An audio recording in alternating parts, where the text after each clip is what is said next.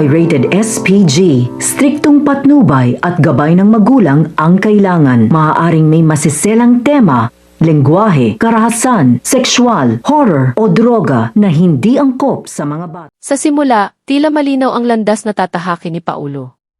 Buong-buo ang kanyang pasya. Susundan niya sa Hong Kong ang mag-ina niyang sina Marge at Jasmine. Para kay Paulo, iisa lamang ang mahalaga, ang kanyang pamilya. Ang ideya na malayo sa kanya si Jasmine, ang sariling anak na dumaranas ng matinding karamdaman, ay parang kutsilyong paulit-ulit na tumatarak sa kanyang konsensya. Araw, gabi, paulit-ulit niyang tinatanong ang sarili. Paano niya haharapin ang salamin? Kung pababayaan niyang mag-isa si Marge sa laban para sa kalusugan ni Jasmine. Sa kanyang isip, malinaw ang sagot. Bilang ama ni Jasmine, tungkulin niyang naroon. Katabi ng mag-ina. Handang magbigay ng lakas ng pag-asa sa gitna ng napakalaking kawalan ng katiyakan. Ngunit bago pa man maisakatuparan ni Paulo ang planong iyon, biglang may humarang. Isang pader na hindi niya inaasahan. Ang pader na iyon ay ang sarili niyang ama, si Greg. Hindi iyon simpleng pagsuway lamang. Hindi iyon basta pagtutol. Isa iyong mabigat at malamig na babala. Sa matigas at kontroladong tinig ni Greg, malinaw niyang sinabi kay Paulo ang kapalit ng kanyang desisyon. Kapag itinuloy mo ang pagpunta sa Hong Kong, huwag ka nang umasa na makakabalik pa sa kumpanya. Isang pangungusap. Ngunit parang kidlat na tumama sa dibdib ni Paulo. Ang kumpanyang matagal nang itinayo ng kanilang pamilya. Ang kumpanyang pinaghirapan. Ang kumpanyang inaasahan ni Paulo na balang araw ay siya ring pamamahalaan. Biglang naging sandata laban sa kanya. Habang nakatayo si Paulo sa harap ni Greg, ramdam niya ang bigat ng bawat salitang binitawan ng kanyang ama. Hindi iyon basta pagbabanta. Kilala niya si Greg. Si Greg ay lalaking hindi nagsasalita ng walang paninindigan. Ang bawat salita nito ay parang batas. Ang mga mata ni Greg ay malamig, matatag, puno ng otoridad. Mga matang tila nagsasabing, wala nang puwang para sa pagtatalo. Sa sandaling iyon, naramdaman ni Paulo ang matinding paghihiwalay sa kanyang puso. Dalawang mundo ang nagbanggaan. Sa isang banda, ang pagiging ama ni Jasmine. Ang ama na gustong tumakbo patungong Hong Kong. Yakapin ang anak. Samahan si Marge sa laban na halos hindi na kayang pasanin. Ngunit sa kabilang banda, ang pagiging anak ni Greg. Ang respeto. Ang takot. Ang obligasyong matagal nang nakaukit sa kanyang pagkatao. At mas lalo pang bumigat ang sitwasyon nang banggitin ni Greg ang isang pangalan. Isang pangalang matagal nang may kasamang kirot sa kanilang pamilya. Edward. Ang kapatid ni Paulo. Muling ikinuwento ni Greg ang nangyari noon. Kung paano sinuway ni Edward ang pamilya. Kung paano niya tinalikuran ang negosyo. At kung paano, dahil sa galit at sama ng loob, tuluyan siyang itinakwil ni Greg. Ayon kay Greg, ang kinahinatnan ni Edward ay puro paghihirap. Halos wala raw tumatanggap sa kanya. Kahit bilang janitor, hirap pa raw siyang makahanap ng trabaho. Ang kwento ni Edward ay parang multo sa isip ni Paulo. Isang babala. Isang paalala kung ano ang maaaring mangyari. Kung susuwayin niya ang kanyang ama. Sa loob-loob ni Paulo, tila nagbanggaan ang dalawang mundo. Ang pusong gustong lumipad papuntang Hong Kong. At ang takot na mawala ang kinabukasan. Sa huli, nanaig ang nakasanayang pagsunod. Lumaki si Paulo na ang salita ng kanyang ama ay parang batas. Isang batas na hindi dapat labagin. Kaya kahit masakit, kahit parang pinipiga ang kanyang dibdib, pinili niyang manahimik. Pinili niyang tiklupin ang sarili sa harap ni Greg. Samantala, sa kabilang panig ng mundo, mag-isa namang lumalaban si Marge sa Hong Kong kasama si Jasmine. Para kay Marge, ang bawat araw ay parang mahabang digmaan. Isang digmaan na puno ng pangamba, ng pagod, ng pag-asa. Sa malamig na mga ospital ng Hong Kong, napapaligiran ng mga mukhang hindi niya kilala. Pilit niyang pinatatag ang kanyang sarili para kay Jasmine. Sa tuwing tinitingnan niya ang anak na nakahiga sa kama ng ospital, may kirot na sumisiksik sa kanyang dibdib. Isang kirot na hindi kayang ipaliwanag ng salita. Ngunit hindi siya maaaring bumigay. Hindi ngayon. Hindi habang lumalaban si Jasmine. Para kay Jasmine, kailangan niyang manatiling matatag. May mga gabing tahimik ang lungsod ng Hong Kong. Tahimik ang mga kalsada. Tahimik ang mga gusali. Ngunit sa puso ni Marge, napakalakas ng ingay ng kanyang mga iniisip. Naiisip niya si Paulo. Naiisip niya kung gaano sana kalakas ang loob niya. Kung naroon ito sa tabi nila, iniisip din niya ang lahat ng sakripisyong kailangang gawin para mabigyan ng pagkakataong gumaling si Jasmine.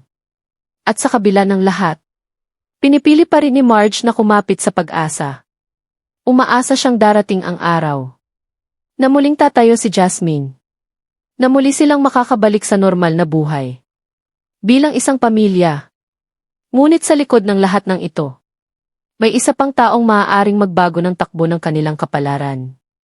Ang taong iyon ay si Edward.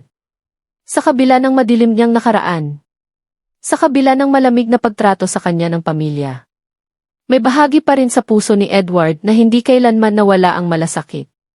Malasakit para sa kanyang kapatid na si Paulo. At para sa pamangkin niyang si Jasmine. Sa tuwing naririnig niya ang balita tungkol sa kalagayan ni Jasmine. At sa pagiging mag-isa ni Marge sa Hong Kong. Unti-unting may gumigising sa kanyang konsensya. Possible. Na si Edward ang gumawa ng hakbang na hindi nagawa ni Paulo. Posible na siya ang magpasya. Na pumunta sa Hong Kong. Hindi upang patunayan ang sarili kay Greg. Hindi upang humingi ng kapatawaran. Kundi upang tumulong kay Marge. At upang tulungan si Jasmine sa laban na tila napakabigat para sa isang tao lamang. Sa isip ni Edward, maaaring ito na ang pagkakataon. Pagkakataong maituwid ang mga pagkakamaling nagawa niya noon. Pagkakataon upang patunayan na kahit itinakwil siya ng pamilya, hindi kailanman nawala ang dugo at pagmamahal na nagdurugtong sa kanila. At sa ganitong kalagayan, unti-unting umiikot ang kapalaran ni na Paulo, Marge, Jasmine, Greg at Edward. Bawat isa sa kanila ay may sariling laban. Sariling takot. Sariling pag-asa. Ang mga desisyong ginagawa nila ngayon. Unti-unting hubog sa hinaharap ng kanilang pamilya. Mananatili bang nakatali si Paulo sa utos ni Greg? Magpapatuloy bang mag-isa si Marge sa laban para kay Jasmine sa isang banyagang bansa? At si Edward? Magkakaroon kaya siya ng lakas ng loob upang tumulong? Mga tanong na patuloy na bumabalot sa kanilang kwento. At sa gitna ng lahat ng ito, nananatiling nakabitin ang kapalaran ni Jasmine. Ang batang naging sentro ng pag-asa, ng takot, at ng sakripisyo ng buong pamilya. Sa bahay ng pamilya, tahimik na nakaupo si Paulo sa kanyang silid. Walang ingay. Walang galaw. Ngunit sa loob ng kanyang dibdib, parang may bagyong naggangalit. Paulit-ulit niyang binabalikan sa isip ang mga salitang binitawan ni Greg. Ang malamig na babala. Ang ultimatum na halos parang hatol. Kapag pumunta ka sa Hong Kong, huwag ka nang babalik sa kumpanya. Para kay Paulo, hindi lamang iyon tungkol sa trabaho. Hindi lamang iyon tungkol sa pera. Ang kumpanyang iyon ang kinabukasan na matagal niyang pinangarap. Ang kumpanyang itinuring niyang bahagi ng kanyang pagkatao. Ngunit sa kabilang banda, naroon si Jasmine, ang kanyang anak. Ang bata ngayon ay nakikipaglaban sa sakit sa isang banyagang bansa. Napapikit si Paulo habang mahigpit niyang kinuyom ang kanyang kamao. Sa unang pagkakataon sa matagal na panahon, pakiramdam niya ay parang duwag siya. Samantala, sa kabilang bahagi ng bahay, nakatayo si Greg sa harap ng malaking bintana ng kanyang opisina. Tahimik. Hindi gumagalaw. Sa labas ay maayos ang lahat. Ngunit sa loob ng kanyang isip may sarili rin siyang laban. Kahit matigas ang kanyang mga salita, hindi siya bulag sa sakit ng kanyang anak.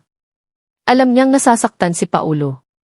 Alam niyang gustong-gusto nitong pumunta kay Jasmine. Ngunit para kay Greg, ang pamilya ay hindi lamang emosyon. Ito rin ay responsibilidad. Sa kanyang pananaw, kailangang manatili si Paulo upang pangalagaan ang negosyo ng pamilya. Ang negosyo na ayon sa kanya ay magtitiyak sa kinabukasan nilang lahat. Ngunit may isa pang dahilan na hindi niya sinasabi. Ang takot. Takot na maulit ang nangyari kay Edward.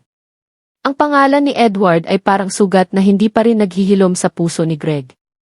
Ang alaala ng anak na lumaban sa kanya at tuluyang nawala sa kanilang mundo. Samantala, sa isang maliit na apartment sa ibang lungsod, tahimik na nakaupo si Edward.